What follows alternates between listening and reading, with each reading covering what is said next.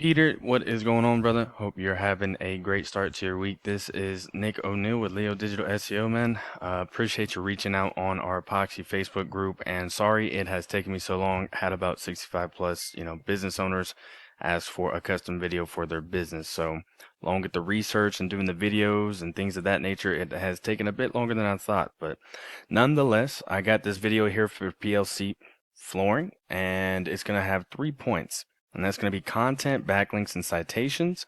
Then I'm going to show you the opportunity of taking these steps for your business and just how lucrative it's going to be in your area. So first things first, right? I don't see that you have a website up and running. If you don't, and that's a mistake on my part, then sorry about that. But if you don't have one, you're going to want to get one up and running. So for the sake of the video, we're going to use your top competition over there, which is going to be flooringextra.com. So on content, when you do get that website up and running, generally Google likes to see 1,500 to 2,000 words. Now that's depending on competition and the number of keywords needed. If you're asking what a keyword is, Peter, a keyword is some or anything someone might type into Google when they're looking for a particular service or product. So in your content, you can place these keywords throughout, right, to tell Google, exactly what terms you want your website found for. For an example, some of your keywords might be flooring, Albury, Australia, or epoxy garage flooring, Albury, Australia, hardwood flooring, Albury, Australia. You get the idea, right? Service plus city equals keyword. And so let's go ahead and put the top competition in a word counter, and let's just see how they're stacking up on their content right now. Take a look. They're at that 750 mark, so you're going to want to get that up to that 1500 mark for two reasons. Reasons number one being Google does not consider your website figurative authority until you hit that mark, and reason number two is you don't want to miss out on any keywords that you can have in there, so you need enough content for each keyword, as each keyword could be the difference in 5 to 15 jobs. So enough on the content side of it. Let's actually go ahead and take a look at the next point that I got for you.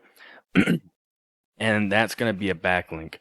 Now, a backlink is anywhere you find one website linking to another, or in this case, it's going to be one website linking back to PLC Flooring's website when you get that up and running. And so these links, they act like an endorsement of your website from others, which Google basically uses this to build trust in your business by seeing other websites vouch for you. The best example that I can give to keep it simple is in Google's eyes, it's like a popularity contest where, the person with the most websites pointing to them is winning that popularity contest. And thus, if you're winning that popularity contest, you're going to rank a lot faster and a lot higher than anybody else when somebody puts this in the area. So here's my tool, Ahrefs, a tool I use and pay for monthly. Gives me all-in-one depth, data on websites. There are what you can use, but this is just what I use right now. So let's go ahead and take a look. They've got 112 backlinks and only 4 other websites pointing back to their page. A bit spammy, honestly, but nonetheless, they're the only ones doing it in the area, so they are reaping the benefits. But the great news is, if it works for them, it 1,000% will work for you, Peter. And we can go in and see exactly what websites they have pointing back to theirs. And so these would be the websites right here, right? And so I do want to point out that not all links are created equal, so it is worth noting to stay relevant to your industry, and local websites will work best. Now let's go ahead to that last point that I'm going to have for you. And that's going to be in the Google Map Pack section here. So I tried looking it up and I could see that you didn't have one up, but if you don't, you're going to want to get a Google business profile up and running. And when you do, this last point is how you're going to get help in ranking those. So that's going to be a citation.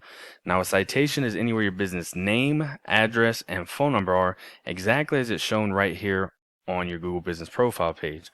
And so these citations, they help you rank in this map pack here, which is extremely important for local businesses since they generate huge amounts of revenue.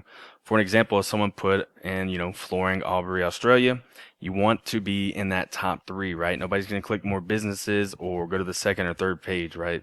It's the same as if you did, restaurants near me or, roofers near me or anything like that.